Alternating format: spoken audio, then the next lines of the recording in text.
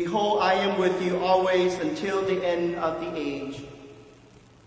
Pope Francis, in his reflections on this Feast of the Ascension, inviting us to look at two words. Jesus is not absent from the world. Jesus is still alive in every part of our own journey of life and our journey of faith. Until the end of the age, Jesus is with us. So good morning and welcome to our live streaming Mass on this Memorial Weekend. It is supposed to be the mark of the beginning of summer vacations, and yet we learn now the reality of stay at home or stay vacations to be affected to all of us during the last 2 months. And many of us are very anxious about coming back to church for private prayers and for public prayers. And I too are longing for you to come back and to allow this place of worship to be with you and bring you some comfort and hope. So the past 4 days or 3 days, I've been reflecting upon this whole message about, do you have an exit strategy? So the first 2 days I explored this area, what I call it FOMO. F-O-M-O, fear of missing out, fear of moving out, fears of moving on. And on Friday, I looked at the other areas, discovering joy and what that looks like, to help you to think about your exit strategies. And on Saturday then, I moved to a second phase, what I call it, it is time to have exit strategies in your life. Because it helps you to move to another part of your discernment and where you are to make a decision. It's no longer that you can wait, but you need to make the decisions. And so I explore the area of what I call it, what are your support network? Now that it is time. It's not no longer a question, do you have an exit strategy, but you need an exit strategy now. So on this Feast of the Ascension, then, Jesus really prepared the disciples in realizing that exit strategies is necessary in every part of our journey, in every part of our lives. Whether the exit strategy has to do with leaving work, a company that you love, a company that you hate, or a company you realize that you have done your very best and it's time to move on. Or harder questions. An exit strategy may have to do with friendship, relationship, including marriage. So that's a greater discernment. What do I need to do to prepare myself for those exit strategies? And for young people, the exit strategy would be going to college for some of you who are graduating from high school. For those who graduated from college, exit strategy now going back to work. Or during this pandemic, I can't go back to work. What's my new next strategy then? Going to graduate school, maybe. Or whatever that may be, that for you, that part of the journey, it is time that you need to make and prepare for yourself, that exit strategies. Stephen Covey, who is a great writer and leadership, he talks about the 7 habits of great successful leaders. And so the second step he talks about in his whole preparation for future leaders, and he talks about this begin with an end in mind. Begin with an end in mind. Because Stephen Covey realized that there are many leaders out there, there are many people out there working really hard, give a lot of their efforts, give a lot of their energies, even during this time of the pandemic. But he asked, can you change your perceptions where you are?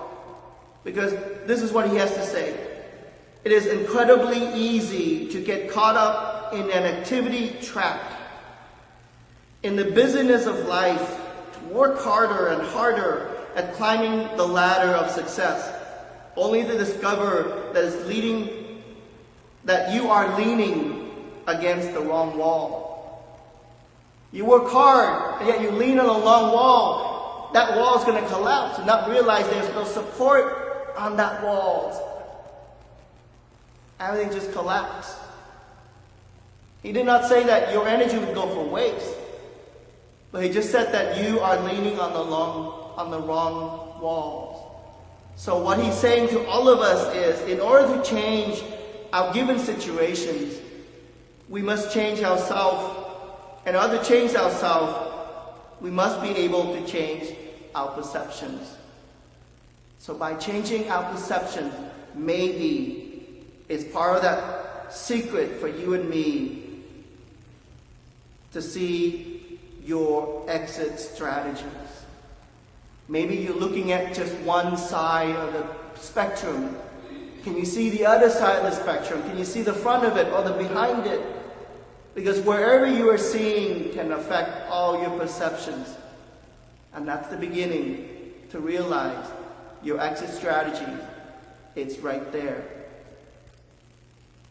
In the gospel today, not so much in the Acts of the Apostles this morning, even though the disciples and Jesus trying to change their perception, helping them to believe that Jesus has risen from the dead, helping to be that great missionary, disciples. Now that they have witnessed Jesus risen from the dead, and yet on the day of Jesus' ascension, what did they do? They asked this question to Jesus. Lord, are you at this time going to restore the kingdom to Israel? Lord, is it time? And so Jesus said to them, it is not for you to know the times or seasons that the Father has established by his own authority. But you will receive power of the Holy Spirit comes upon you, and you will be my witnesses. The time and the season, we all want it, because that's part of our creatures of controls. But Jesus preparing the disciples here. Look at your perceptions. Can't you see what this beautiful glory, what's going to take place? As he ascended into heaven here, he said, "Man of Galilee, why are you standing there looking at the sky? This Jesus who has been taken up from you into heaven will return the same way as you have seen him going into heaven." So where's your perceptions? So Stephen Covey in this step 2 talks about that beginning with an end. He asks all of us to reflect upon, where are you self-centered? Where is the centeredness of your being? Where is the centeredness of your world? Where is the centeredness of your realities? And so he gave some description here. Spouse centers. Those who are married, yeah, you are spouse centered. What does that look like? He said, your feelings of security are based on the way your spouse treats you. Your direction comes from your own needs, wants, and from those of your spouse. Family centers.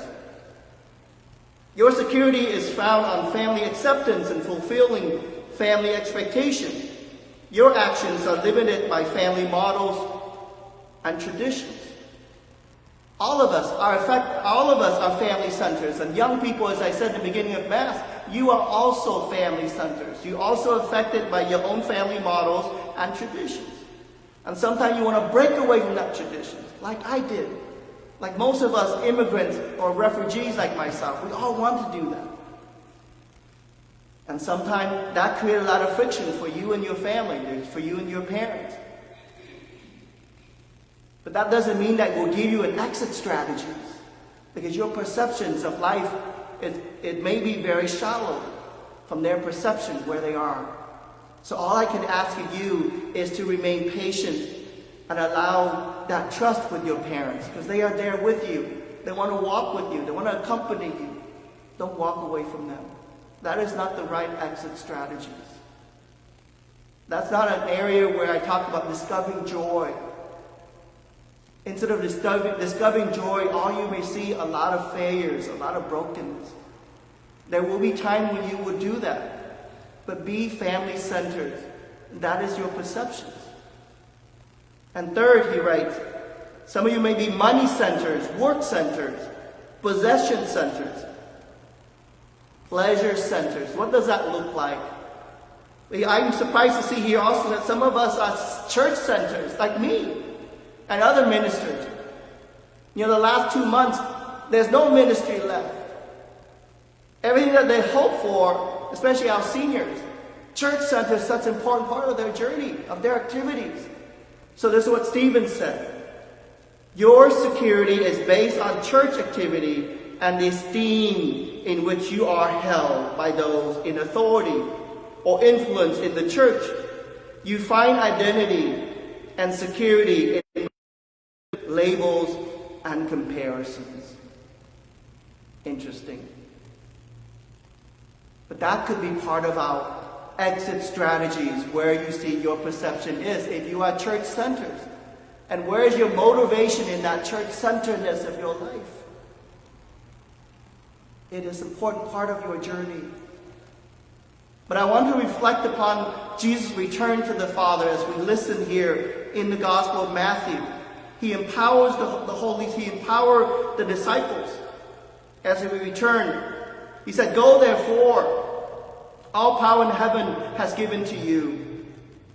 Make disciples of all nations, baptizing them in the name of the Father and of the Son and of the Holy Spirit." Jesus asking them, as I return to God the Father, return to your place of ministry and continue that ministry. So on this Memorial Weekend then, I want to reflect upon not the areas of our men and women who serve in the military, return home, because we hear a lot of that. But I want to reflect on the psychology of understanding why men and women who've been deployed in areas of great dangers, and I want to return to those areas. And so part of this reflection is based on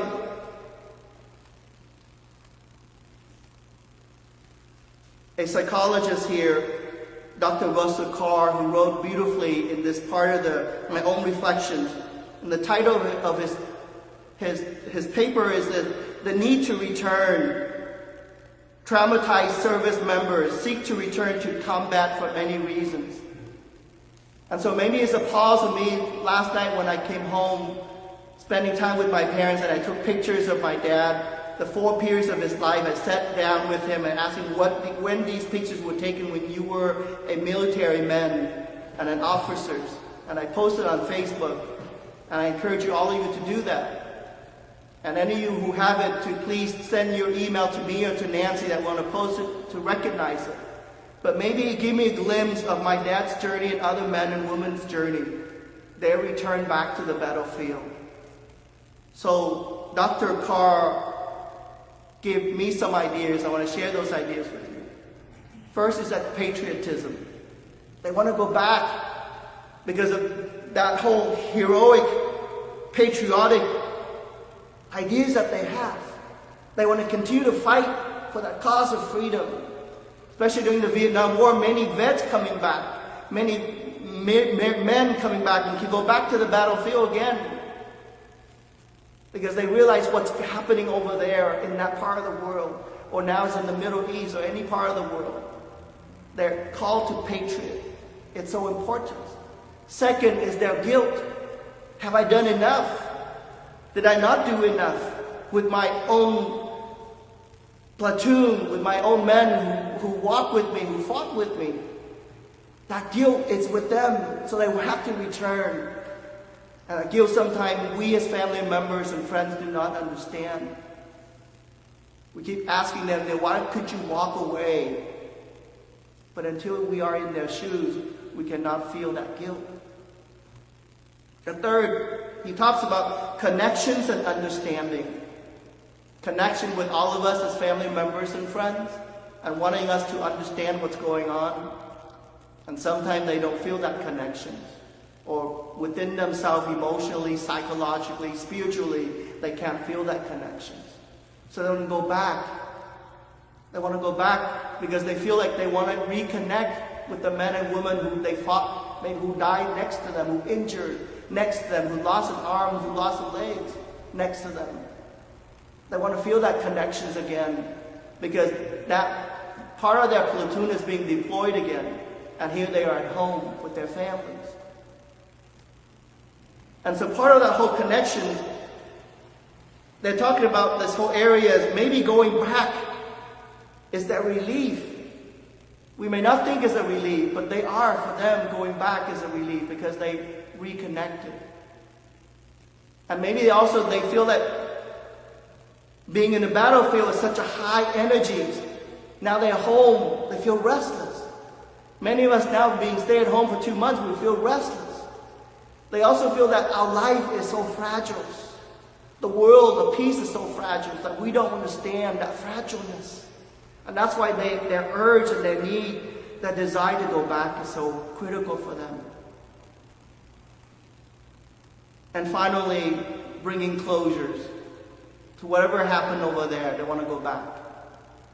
And in the 80s and in the 90s, when Vietnam beginning to open again, many men and women returned to the battlefield, to North Vietnam, to central part of Vietnam, to South Vietnam, and they just cried.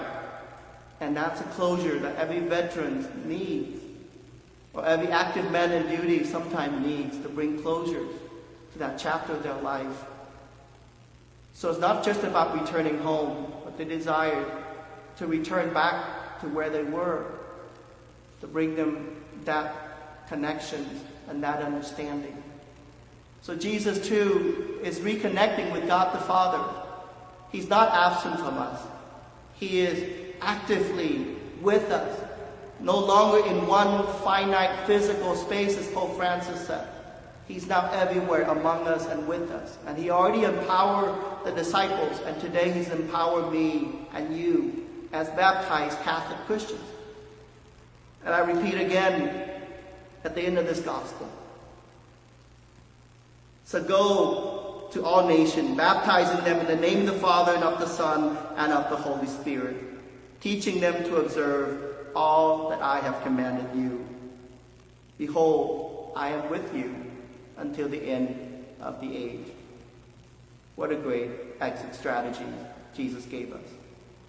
So return to Jesus this day and for the rest of your life.